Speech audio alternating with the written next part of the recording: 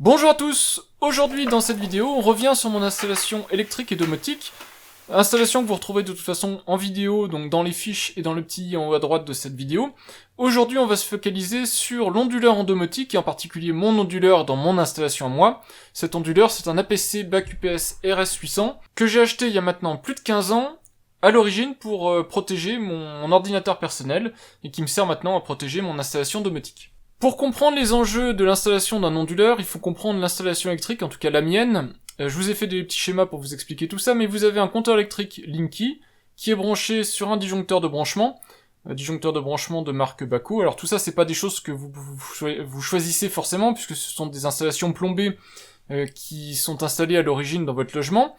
J'ai un tableau électrique avec évidemment une protection, un disjoncteur différentiel. Sur un des disjoncteurs des prises électriques, j'ai un deuxième tableau qui est mon tableau domotique, lui-même avec un disjoncteur, sur lequel j'ai toute mon installation domotique, dont une prise électrique, et cette prise électrique-là est branchée sur mon onduleur, et c'est l'onduleur qui va protéger tous les équipements qui se trouvent derrière, donc via sa batterie intégrée, qui va permettre en cas de surtension et en cas de coupure de courant de prendre le relais.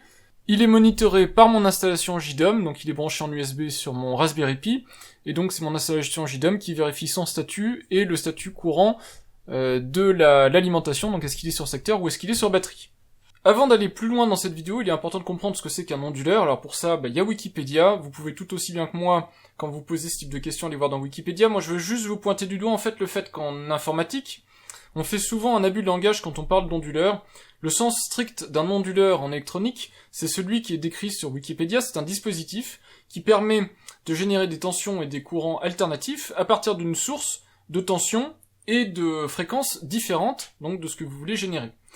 Quand on parle en fait en informatique d'onduleur, on parle de cette espèce de boîte noire qui est capable en entrée de prendre un courant alternatif, le secteur, le 230 volts que vous avez chez vous, et de le transformer en sortie aussi en 230 volts, puisque vous allez avoir des sorties 230 volts sur lesquelles vous branchez vos équipements. Cette machine, cette boîte noire qui est l'onduleur entre guillemets informatique, elle est équipée en fait à l'intérieur d'un onduleur au sens strict électronique, et d'un redresseur, le redresseur étant l'inverse d'un onduleur, c'est-à-dire l'appareil qui peut prendre une tension alternative et la transformer en tension continue.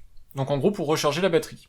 Donc en fait quand on parle d'un onduleur en informatique, c'est pour ça que je vous dis c'est un abus de langage, on parle en fait, et là à nouveau vous trouverez la définition complète sur Wikipédia, on parle d'alimentation sans interruption. Alimentation sans interruption en anglais ça se dit UPS, Uninterrupted Power Supply, donc Power Supply c'est l'alimentation, Uninterrupted, donc sans interruption.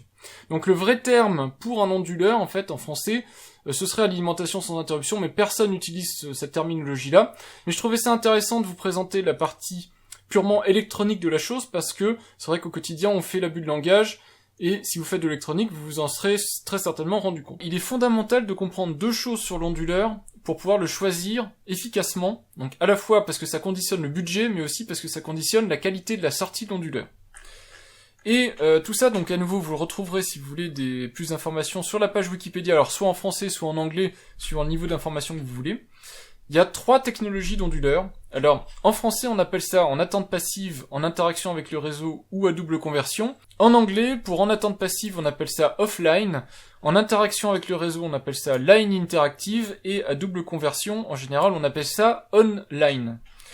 C'est comme ça que vous les retrouverez, on verra juste après quand vous les achetez. Et c'est important de comprendre les différences entre ces 3 onduleurs. Pour l'onduleur le plus bas de gamme, on va dire, en tout cas avec la technologie la plus basique, la technologie à attente passive, c'est en gros un tout ou rien.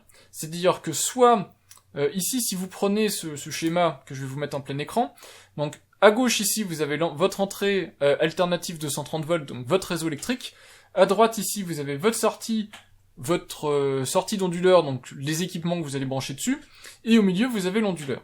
C'est en tout ou rien, donc soit l'onduleur est en activité, et dans ce cas-là il transmet le 230 volts tel quel sur la sortie. De temps en temps, sur certains onduleurs, on a quand même un petit filtre en sortie, donc pour le côté parasurtenseur. Et de l'autre côté, ici, on a une charge en continu de la batterie, donc pour éviter que la batterie se décharge. Et dès qu'il y a une interruption dans le courant alternatif, ici, il y a un détecteur qui bascule sur la partie onduleur, donc sur la partie génération à partir d'une source de tension continue vers une source de tension alternative, donc pour pouvoir alimenter vos produits. Le problème de cette technologie-là, c'est que ça prend un petit peu de temps le temps de détecter que le courant a été coupé en fait, et d'allumer la partie onduleur. Alors, sur la page Wikipédia ici, c'est de l'ordre de 10 millisecondes, c'est pas tout à fait vrai, ça va vraiment dépendre de la qualité du produit que vous allez acheter. Ça peut être un tout petit peu moins, mais ce sera rarement beaucoup moins. Ça peut aller jusqu'à 25-30 millisecondes pour les produits les moins bons. Sachant que ça a un gros impact sur des produits, alors en général pas domotiques, parce que ce sont des petits chargeurs, des petits trucs comme ça, donc ils arrivent à s'accommoder de cette petite coupure de courant temporaire, mais sur des produits plus joufflus, si vous avez par exemple un NAS ou un petit PC branché derrière, parfois cette coupure est suffisamment longue pour créer une micro-coupure et faire rebooter la machine. Donc faites très attention quand vous partez sur de l'offline. Si vraiment vous devez prendre de l'offline, prenez un offline de qualité, parce que si jamais la micro-coupure est trop longue, vous allez avoir des problèmes d'interruption de service. Et puis faites aussi attention parce que l'offline ne protège pas des petits parasites qu'on peut avoir d'habitude sur la ligne électrique. Alors la deuxième catégorie qui est probablement la plus intéressante en termes de rapport qualité-prix, c'est le line interactive, c'est la technologie de mon onduleur. Il y a mieux, la double conversion, donc le online, mais le line interactive, son intérêt, c'est de faire fonctionner en même temps la batterie et le courant alternatif, donc l'entrée ici, que vous avez sur votre secteur habituel. Ce qui se passe, c'est que donc votre batterie est tout le temps en charge, mais elle est aussi tout le temps un petit peu en décharge, elle fournit toujours un petit peu. Et ce qui se passe, c'est que, comme les deux sont combinés, si jamais vous avez une petite sous-tension, donc au lieu d'avoir du 230 volts, pendant un certain temps, vous avez, je sais pas, du 210 volts ou du 205 volts, un petit souci sur votre secteur, eh bien, votre batterie peut compenser pour remonter à 230. Et inversement, si vous avez ici plus que 230, votre partie contacteur va encaisser une partie de la tension d'entrée pour faire en sorte qu'en sortie, vous ayez quelque chose aussi proche possible du 230. Donc en fait, ça filtre les parasites et les variations de tension. Vous avez quelque chose en sortie qui est un petit peu plus propre en utilisation nominale. Et puis, comme la partie ici sur batterie est tout le temps en activité, si vous avez une coupure de courant, la permutation est instantanée et vous n'avez pas d'interruption, là où vous auriez une interruption sur le offline. Enfin, la dernière technologie, c'est le online, la double conversion, donc la technologie royale, on va dire, la plus chère. Elle, c'est très simple. En fait, il n'y a pas de lien direct entre la partie entrée et la partie sortie, de manière générale. En général, donc, ici vous avez un chargeur qui va charger la batterie, et c'est la partie batterie ici qui va alimenter tout le temps la sortie, votre sortie 230 volts. Donc, c'est la manière la plus élégante d'alimenter, puisque vous êtes sûr que vous n'aurez jamais d'interruption, puisque votre onduleur est tout le temps en activité. Donc voilà, je résume, vous avez donc ces trois technologies, le offline, c'est du tout ou rien, soit on est sur le secteur, soit on est sur la batterie. Le mode line interactive, qui lui est un mix des deux, qui permet d'avoir une tension de sortie un petit peu nettoyée, dans des variations bien sûr raisonnables, mais ça permet d'avoir un truc un peu plus propre, et puis surtout aucune interruption sur la sortie, et puis le online, qui est le haut de gamme, qui permet d'avoir tout le temps une tension la plus propre possible et et avec forcément des permutations instantanées. Mais c'est pas fini quand on a compris ça. Ce qu'il faut comprendre, c'est que la tension de sortie, donc je parle bien à nouveau de la tension de sortie, donc ce que votre onduleur va émettre en sortie, donc pour vos appareils qui sont branchés dessus, quand il est sur batterie, il y a deux possibilités. Soit vous avez un onduleur qui va être pseudo-sinusoïdal, soit vous allez avoir un onduleur qui est sinusoïdal parfait. Alors pourquoi ? C'est assez simple, ça dépend de la qualité en fait de l'électronique. En général, les onduleurs entrée de gamme vont être pseudo-sinusoïdales, donc ce que vous avez à droite. Les plus hauts de gamme seront pure sinusoïdales. En fait, une tension alternative, celle que vous avez sur le secteur, elle est sinusoïdale, donc c'est ce que vous avez là. C'est la tension standard, ce qu'attend un équipement électronique du marché. Sauf que les technologies d'onduleurs font que c'est assez compliqué de partir sur des tensions continues. En gros, la tension continue, elle est par définition continue, donc elle n'est pas alternative, donc vous n'avez pas ces effets de vague. Et donc, il faut que l'équipement soit capable de reproduire ces effets de vague. Et ce que font la plupart des équipements entrée de gamme, c'est qu'ils l'approchent, ils font des approximations carrées. Donc vous voyez, ça fait, quand on regarde, ça fait effectivement une forme sinusoïdale, mais c'est pas une sinusoïdale parfaite, ce sont des petites, comme ça, des petits paliers de tension carrée. Et ça fait que sur certains appareils, c'est problématique. Alors ça peut les faire grésiller au niveau de l'alimentation, et ça peut aussi leur provoquer des petits soucis, du genre des petits reboots, des petites instabilités. En général, maintenant, les onduleurs sont quand même largement mieux que ce qui se faisait il y a un paquet d'années, mais on reste quand même sur ce type de technologie pseudo-sinusoïdale.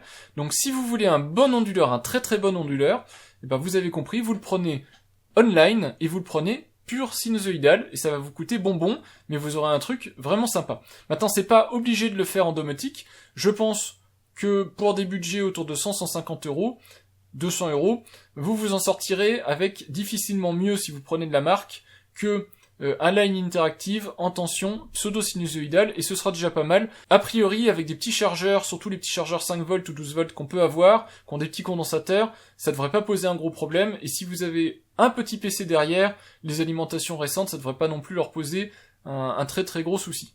Voilà, en tout cas c'est important de comprendre tout ça, et puis n'hésitez pas à aller chercher sur internet plus de détails, si vous voulez en savoir plus sur ces histoires de pseudo-sinusoïdal ou sinusoïdal pur.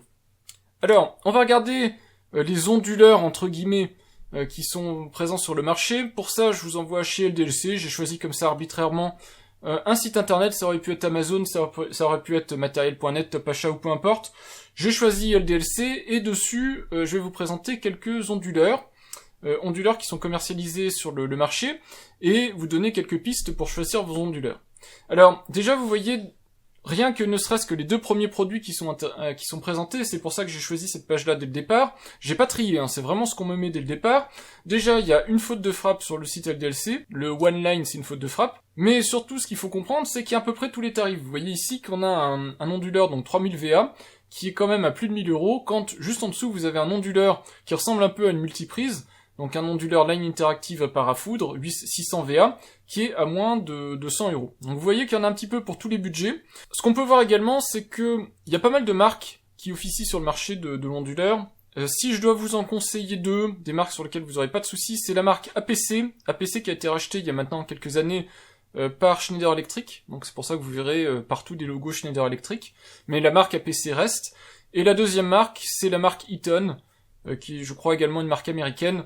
Des produits en tout cas de qualité. Ça veut pas dire que les autres produits ne sont pas de qualité, vous trouverez probablement d'autres onduleurs avec des bons rapports qualité-prix, mais en tout cas ceux-là, ça fait un petit moment que les fabricants font des UPS, et donc ça fait un petit moment qu'on sait quand même que ces produits sont relativement fiables. Ce qu'il faut comprendre aussi, c'est qu'un élément important de la constitution d'un onduleur, qui prend d'entrée donc une tension alternative et qui ressort une tension alternative, dedans, il a une batterie. La batterie va servir soit de tampon pour fabriquer la tension alternative de sortie, soit de backup, donc en cas de panne de courant, c'est cette batterie-là qui va générer la tension de sortie. Cette batterie, elle est essentielle et elle a une durée de vie qui est très connue à l'avance. En général, ça se chiffre à quelques années, quelques étant assez peu. Ça va dépendre en gros de l'usure que vous aurez sur votre onduleur, mais il faut vraiment partir dans l'idée que, en gros, si vous faites 5 ans avec une batterie d'onduleur, c'est déjà bien. Vous pourrez peut-être faire plus, mais en général, on fait moins. Ça dépend évidemment de comment vous utilisez intensivement votre batterie. Ce qui est essentiel dans les marques d'onduleurs que vous allez choisir, si vous voulez économiser un petit peu l'empreinte que vous avez sur votre planète, parce que c'est pas forcément les produits les moins sollicitants pour la planète, c'est au moins de trouver des onduleurs qui ont des batteries de remplacement. Les grandes marques, dont en particulier APC, vendent des batteries de rechange et ça sur de nombreuses années, parce que ce qui est important c'est de comprendre, mon onduleur, comme je vous l'ai dit, il a plus de 15 ans, les batteries de mon onduleur sont toujours trouvables chez APC, toujours à des prix. Alors certes, ça reste certains budgets, hein, c'est 50-60 euros la batterie. Moi j'ai réussi à l'avoir à 10 euros le dernier coup, mais en général c'est un beau budget. Mais ça évite toujours de racheter un onduleur complet et ça permet de garder son onduleur un certain nombre d'années, ce qui est quand même plutôt intéressant. Donc choisissez aussi votre onduleur pour pouvoir derrière trouver des batteries de secours. Alors vous n'êtes pas obligé d'aller directement chez la marque qui vous a commercialisé votre onduleur. Vous avez des fournisseurs qui vous permettent aussi de trouver des batteries compatibles, puisqu'en général ce sont des batteries plomb, donc des batteries plutôt standards. Donc vous voyez ici, batterie au plomb, scellée, sans entretien, avec électrolyte suspendu. Donc un peu vos batteries de voiture en fait, donc il y a beaucoup de fabricants qui fabriquent ce type de batterie de remplacement. Vous n'êtes pas obligé toujours d'aller chez le fabricant, mais vérifiez au moins, surtout si vous investissez un petit peu dans un onduleur un peu sympa, vérifiez qu'au moins la batterie est déjà d'une remplaçable, et puis que deux, même si elle est remplaçable, que vous pouvez trouver des batteries de remplacement. On va revenir à mon installation pour vous faire comprendre ce que j'ai branché dessus et comment correctement choisir son onduleur, en tout cas essayer de le dimensionner, ce qui n'est pas du tout le cas dans mon installation, donc je vais vous expliquer pourquoi. Et donc, si on retourne dans mon installation électrique, parce que c'était quand même à la base, avant cette digression énorme, le sujet de cette vidéo, comment est réalisé le câblage de mon installation et donc qu'est-ce qui est derrière l'onduleur et qu'est-ce qui ne l'est pas. Vous avez donc, comme je vous l'ai expliqué, mon compteur Linky qui lui est branché sur le secteur, donc en monophasé, sur mon installation, sur l'installation EDF en fait. Ce compteur est raccordé à un disjoncteur de branchement, donc ça je vous l'ai dit, c'est des dispositifs obligatoires dans une installation électrique de particulier.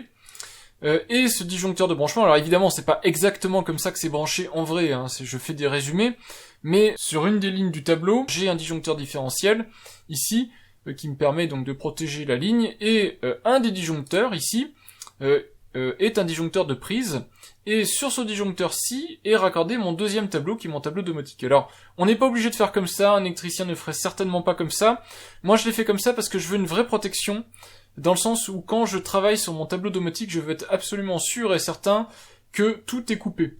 Et donc, je veux être certain non seulement de pouvoir couper ici, sur mon disjoncteur, pour couper complètement tout, et en plus, j'ai rajouté ici un petit disjoncteur, de 2 ampères je crois, donc tout petit disjoncteur parce que j'ai pas beaucoup de puissance derrière, qui me permet aussi de tout couper rapidement si j'ai un besoin rapide d'avoir une extinction complète de ce tableau. Voilà, je sais qu'un électricien ferait peut-être autrement, moi j'ai trouvé ça le plus pratique pour me mettre rapidement et de manière sûre en sécurité quand je travaille sur ma domotique. Donc sur ce petit disjoncteur là, j'ai à la fois une partie qui n'est pas sous onduleur, donc j'ai par exemple mon IPX qui me sert à piloter ma porte de garage, qui me sert à piloter mes volets roulants, qui pourrait me permettre de piloter plein d'autres choses, du genre des chauffages, des lumières et tout ça.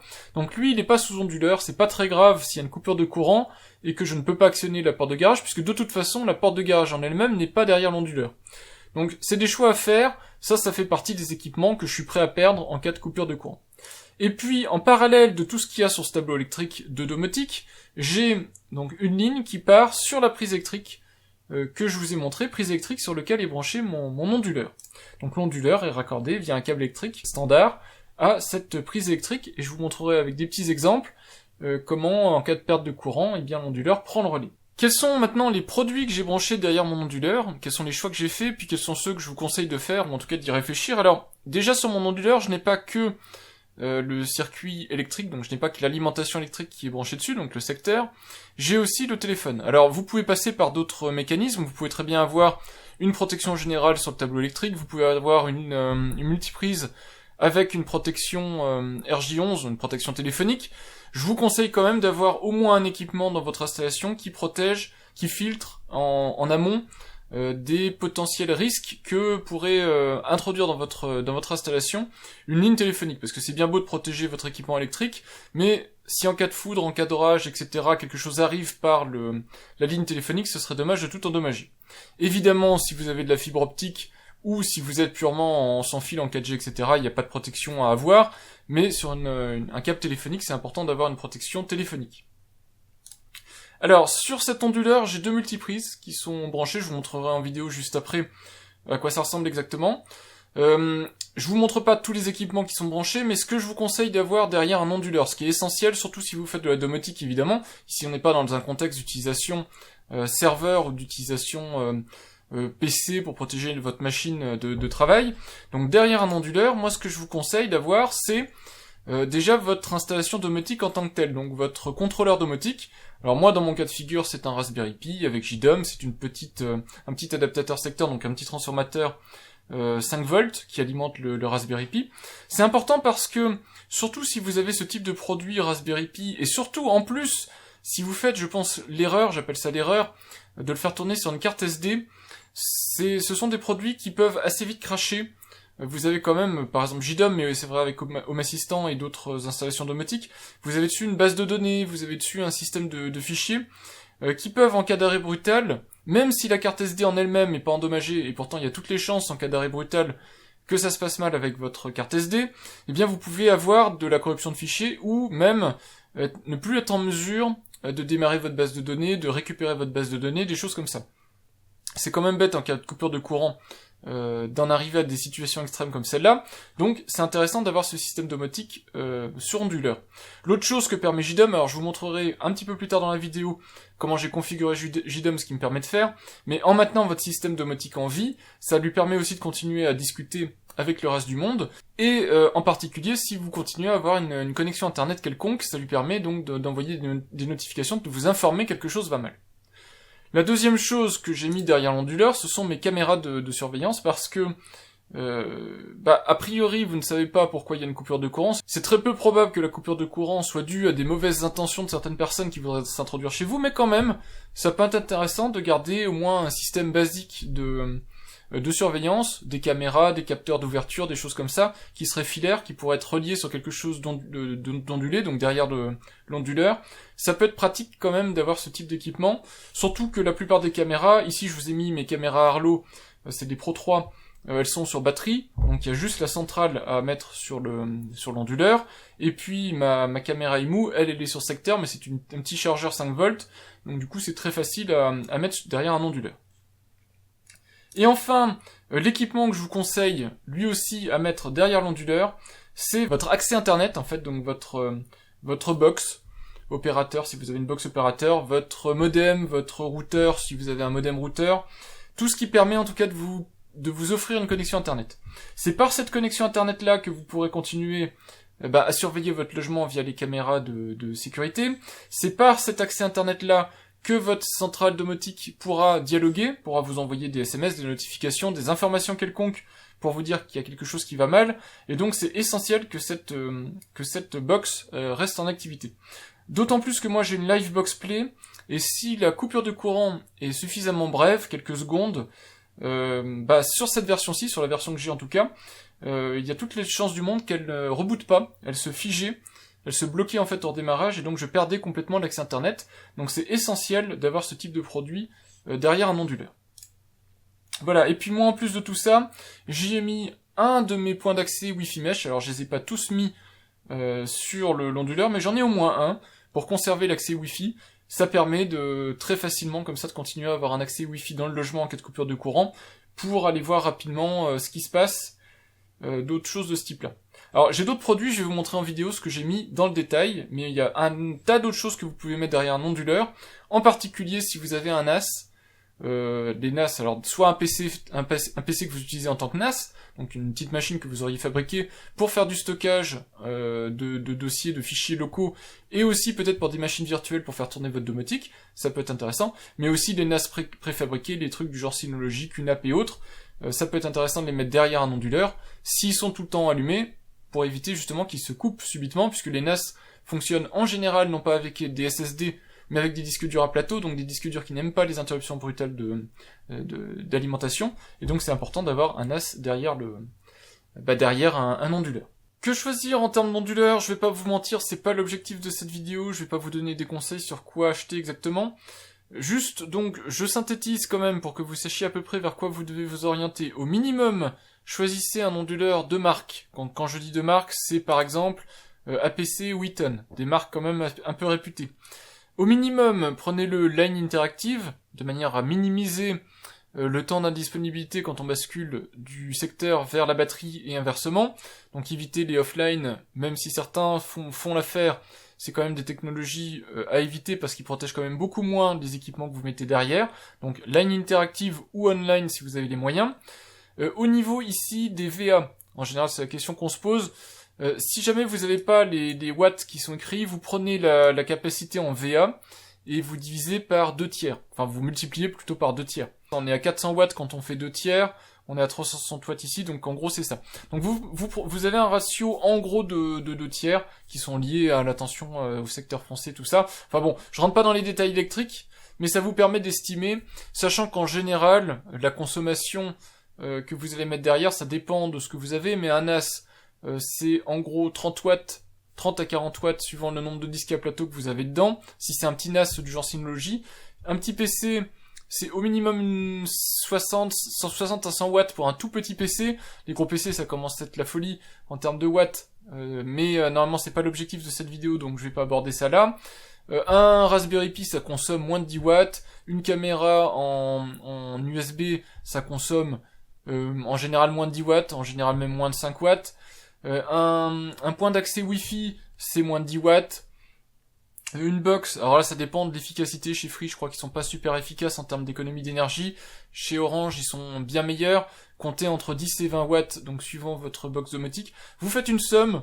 Normalement, à la fin, vous devez arriver à moins de 100 watts. Si vous arrivez à plus de 100 watts, c'est qu'il y a un souci. Vous avez trop d'équipements que vous voulez protéger. Bon, après tout, pourquoi pas, mais on est ici vraiment sur une vidéo domotique, donc normalement, maximum, vous devriez être autour des 100 watts. Donc, prenez un onduleur qui correspond aux 100 watts, donc vous multipliez par 3,5, donc ça fait en gros 150 VA minimum. Alors évidemment, là c'est le minimum du minimum, c'est-à-dire que si vous prenez strictement 150 VA, vous allez avoir une autonomie peut-être de 5 minutes sur batterie, ça va pas être énorme, 5 ou 10 minutes, j'en sais rien, mais enfin quelque chose de très court. Donc, vous pouvez prendre plus gros, si nécessaire, donc là après ça c'est à vous de voir en fonction de vos capacités financières. Moi j'ai du 800 VA, c'est trop clairement, mais voilà, vous pouvez aller entre 350 et 500 VA, ça sera pas mal. Ensuite, il y a le format de l'onduleur qui va varier en fonction de vos choix. Donc vous avez de l'onduleur qui se met en rack ici. Donc ça c'est génial si vous avez une baie domotique en fait, où vous avez des petits serveurs, des trucs comme ça. Donc si vous avez ça, vous pouvez le prendre en rack, ça va très bien se mettre avec votre switch et compagnie qui sont aussi au format rack. Donc très bien, c'est pratique, en général c'est du rack 1U, c'est très bien. Vous avez aussi ce format-là qui est plutôt sympa, qui sont des petits onduleurs qui ressemblent à des multiprises, mais attention, ce sont des onduleurs offline, ils sont pas tous monitorables, donc du coup c'est pas super intéressant, vous pouvez pas savoir en fait quand le secteur change. Vous avez ces onduleurs ici, donc moi j'ai la version RS, ici c'est la version CS, donc faites attention, les versions CS sont offline. C'est pas parce que le boîtier ressemble à celui que j'ai que c'est le même, hein, faites bien attention à ça. Chez APC, les gammes sont... En gros, c'est toujours APC back UPS pour le grand public, et puis vous avez ici ensuite ce qui différencie le type d'onduleur. Voilà, donc à vous de prendre en fonction de vos besoins. Vous voyez qu'en gros, moi je pense que par exemple ce petit onduleur là, APC back UPS 500 VA, sera très bien pour une utilisation basique. À partir du moment, j'ai pas vérifié, mais à partir du moment où il est monitorable, ce qui est pas le cas ici, vous voyez qu'ici il est pas monitorable, donc ça va être limitant, puisque vous pourrez pas faire la dernière partie du tuto où je vous explique comment surveiller l'évolution de l'énergie. Alors que le back UPS CS, je crois que lui, il est monitorable. On voit ici le data port, mais par contre, il est offline. Voilà, donc il faudra mettre un petit peu d'argent, je pense que vous allez vous en sortir au moins pour 100 à 150 € si vous voulez qu'il soit monitorable, line interactive, et puis qu'il tienne plus de 5 à 10 minutes sur batterie. Pour le reste, n'hésitez pas à poser des questions en commentaire, moi ou d'autres, peut-être on pourra vous aider en répondant dans le détail à ce que, pour vous préciser exactement le modèle à commander, et puis je vous mettrai quelques liens en description qui vous emmèneront sur Amazon. Voilà donc la prise électrique, vous voyez que ce câble électrique va directement donc sur l'alimentation de l'onduleur que vous voyez ici. L'onduleur, lui, il a, donc ce que vous voyez marqué sur jaune lisse, ce sont deux sorties parassurton C, donc c'est pas la sortie onduleur. Par contre, vous voyez ici deux fiches, qui sont les fiches qui sont ondulées, donc sur batterie. Et vous voyez donc une première multiprise, qui est une multiprise APC, mais bon, c'est pas très, très important, vous pourriez prendre n'importe quelle multiprise du marché, sur laquelle sont branchés donc certains de mes produits, et une deuxième multiprise sur laquelle sont branchés le reste de mes produits. Alors les produits en question, je vous le rappelle, la pièce maîtresse, on va dire, qui est branchée derrière cet onduleur, c'est la Livebox. Donc pour la connexion internet, donc ici c'est une Livebox Play. On voit que la protection téléphonique est aussi assurée par l'onduleur, c'est branché dessus. La deuxième pièce super importante, c'est mon Raspberry Pi avec JDOM dessus. On voit qu'il a une clé USB et une clé Z-Wave, il est branché en câblé. Derrière, on voit le pont Philips Hue, et toute la partie réseau, donc le switch qui est là, et bien sûr lui aussi derrière l'onduleur, pour permettre à continuer à maintenir les connexions actives. J'ai aussi la caméra Arlo, donc la centrale Arlo, qui, si elle est désactivée, j'ai plus les caméras Arlo. J'ai ici la multiprise, sur la multiprise j'ai l'alimentation de mon point d'accès Wi-Fi et de mes caméras. Ici j'ai actuellement deux caméras dans le garage, c'est pas que je suis paranoïaque, c'est parce que je teste en ce moment la caméra Arlo, donc je l'ai mise aussi là pour pouvoir la comparer avec la IMU. On va simuler une coupure de courant, alors je débranche la prise, je vais pas couper le courant, même pour les besoins d'une vidéo ça va être un petit peu pénible, mais vous entendez tout de suite que l'onduleur se met en route. On voit d'ailleurs le voyant sur batterie qui s'allume à l'avant, et je vais vous montrer dans JDOM comment récupérer ce statut-là qui est super important pour pouvoir communiquer ensuite qu'il y a quelque chose qui se passe. Au passage, vous noterez qu'un onduleur c'est quand même un appareil qui fait un petit peu de bruit, donc c'est pas à mettre dans des pièces de vie si possible. Et puis vous voyez que derrière, tout est insensible au fait qu'il y ait une coupure de courant. Tous mes équipements qui sont branchés sur onduleur continuent à fonctionner. La box internet, la partie réseau, que ce soit sans fil ou avec des fils. Donc mes caméras sont accessibles, elles sont bien sous tension. On voit ici que la caméra IMU est toujours connectée. Au passage, j'ai également reçu notification et mail pour me dire que j'avais perdu le secteur et donc que mon installation était actuellement dégradée.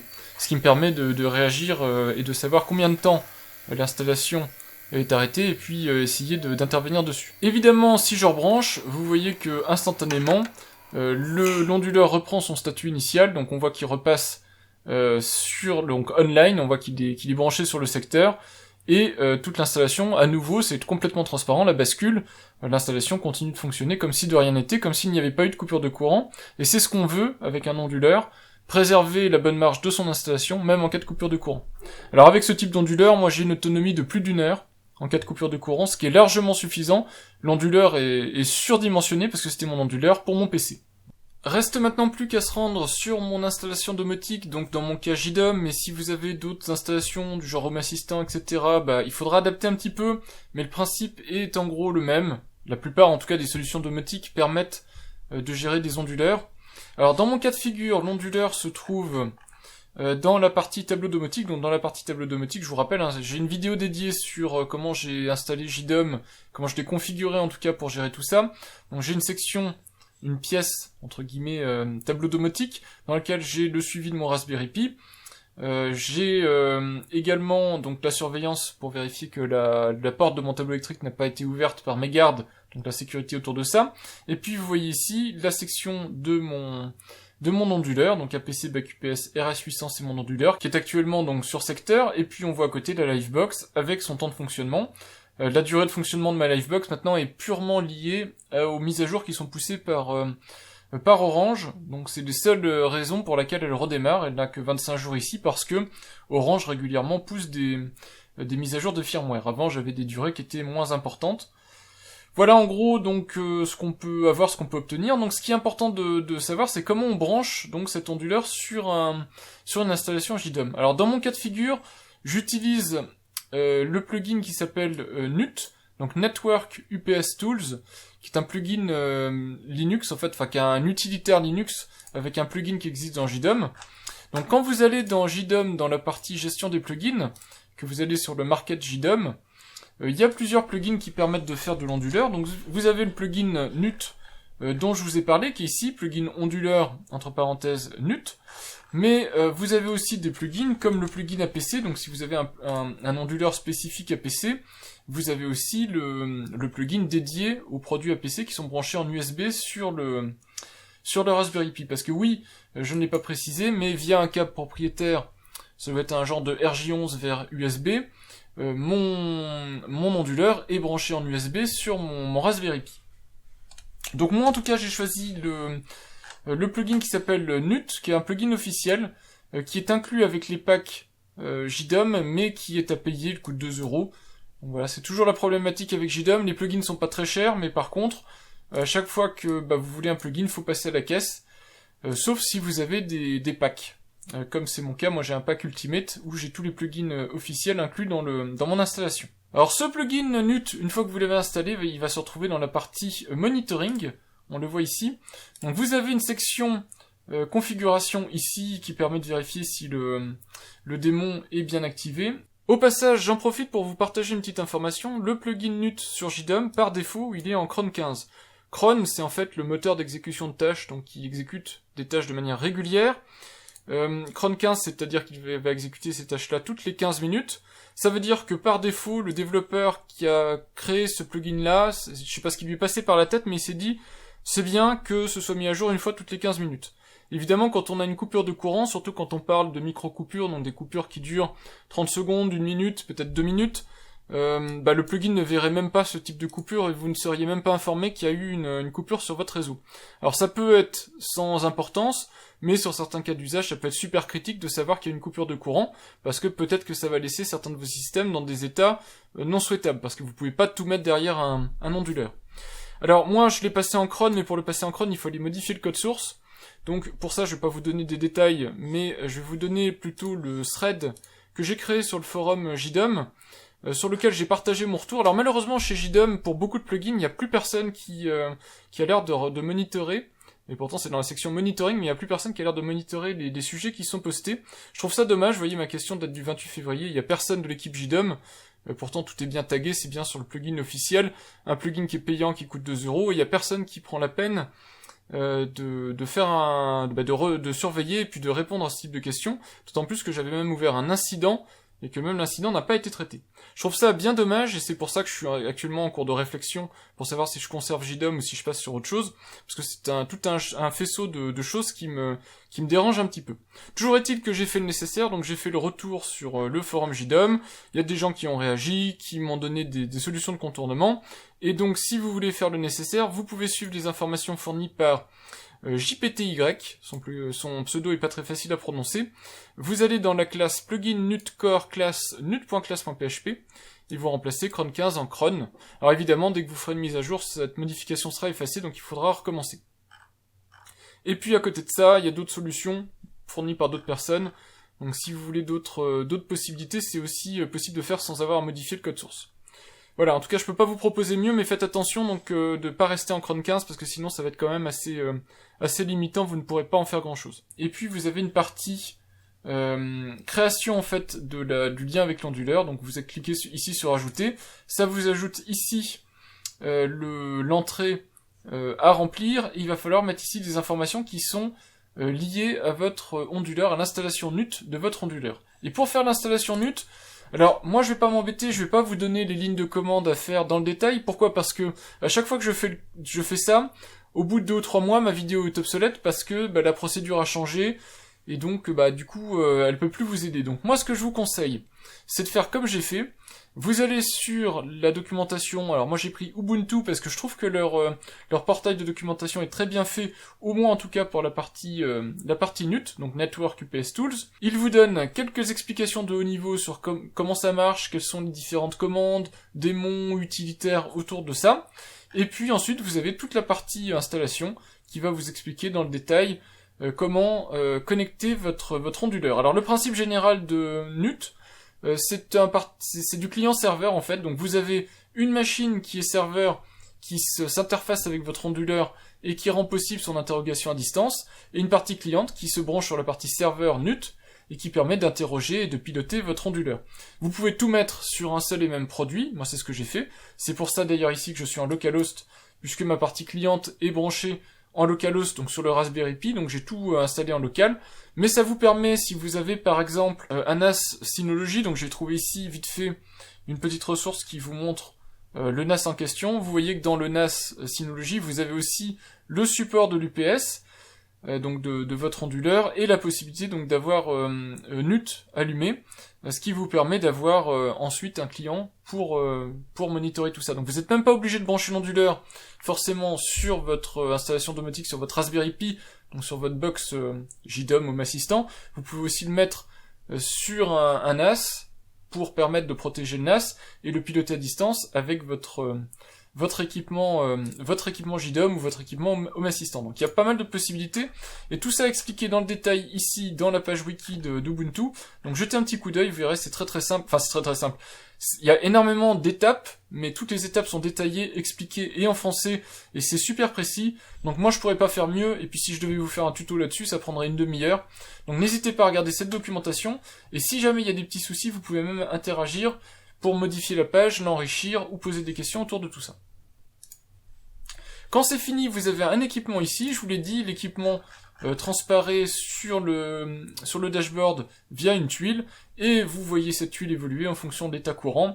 Donc vous avez entre autres l'état en fait de l'onduleur, donc sur secteur, sur batterie et tout ça, la charge courante, donc ici vous avez 3% d'utilisation, et on voit que ça varie en fonction du temps, en fonction de l'utilisation qui en est faite, mais bon, 3% c'est ridicule en fonction de la capacité de l'onduleur.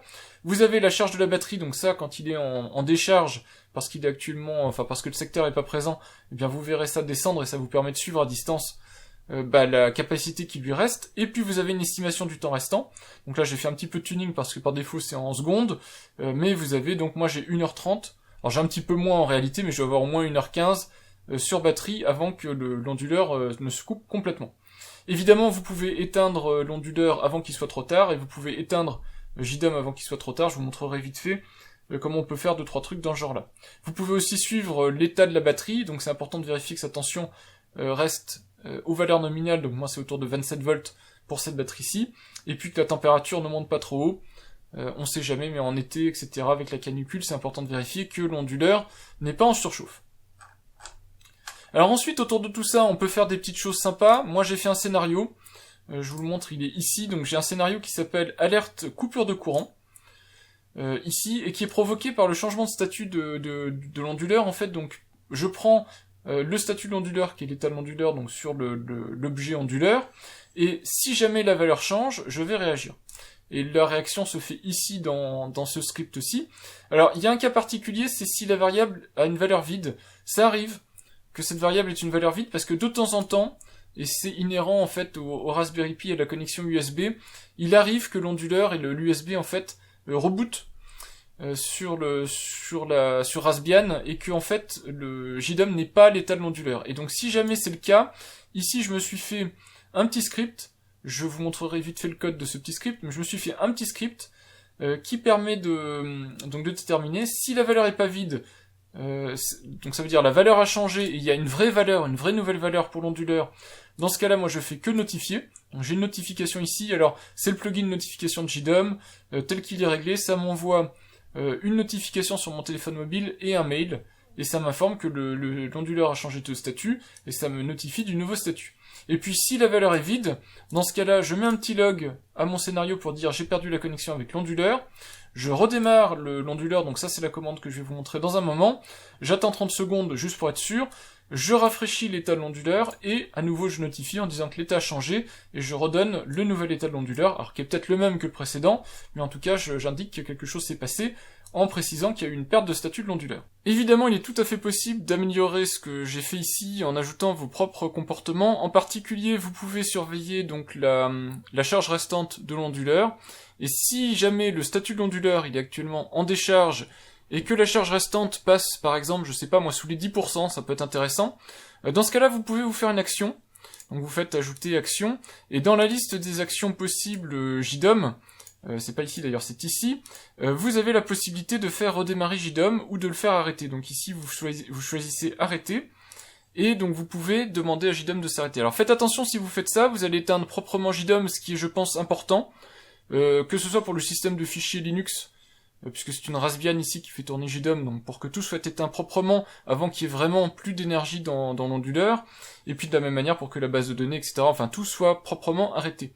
Par contre, si vous faites ça, faites attention, parce que derrière, il faudra pouvoir redémarrer JDOM, et pour pouvoir le redémarrer, étant donné qu'il sera éteint, il faudra avoir fait le nécessaire, donc soit en envoyant une commande wakeOnLAN par un outil quelconque que vous auriez installé chez vous, en tout cas un outil qui vous permet à distance de redémarrer JDOM, parce que sinon il faudra revenir chez vous dans votre installation pour pouvoir relancer tout ça. En tout cas, vous pouvez éteindre JDOM directement depuis ce scénario, et puis les commandes NUT qui sont intégrées dans les systèmes Unix, donc dans le Raspbian qui fait tourner le Raspberry Pi, c'est aussi des outils qui sont capables derrière d'arrêter proprement différentes machines, et donc votre Raspberry Pi si nécessaire. Donc vous avez différentes options pour faire tout ça. Alors cette commande restart, comment je l'ai faite, vous avez ici exactement où j'ai trouvé l'information, donc c'est sur Linux Questions. Il y a quelqu'un qui donnait en fait la procédure quand le driver crash. Donc vous avez en fait ici la question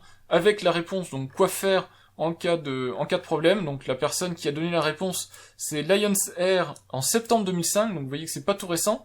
Et j'ai fait exactement ce qu'il dit, et ça marche très très bien. Je me suis fait un petit script sous Linux, enfin sous Raspbian, avec les petites commandes à faire. Donc ça permet de redémarrer la partie USB et reconnecter le driver UPS sur l'onduleur. Un petit script que j'ai mis dans le groupe user www.data, donc ça c'est pour que le script puisse être joué par JDOM, avec les droits d'exécution nécessaires. Donc en fait c'est un script, donc ça s'utilise avec le plugin script de JDOM, et donc dans le plugin script de JDOM, vous voyez que j'ai une section qui s'appelle UPS, et UPS, j'en ai fait des commandes en fait, donc c'est assez pratique. J'ai donc la capacité d'aller faire un restart de l'onduleur. Donc ça c'est la première commande que j'ai faite quand j'identifie que le statut est vide et donc il y a quelque chose d'anormal qui s'est passé.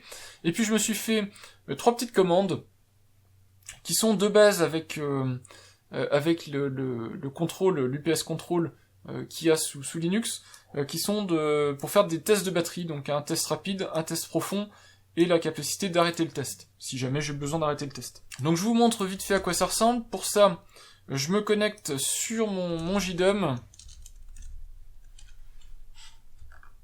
Voilà.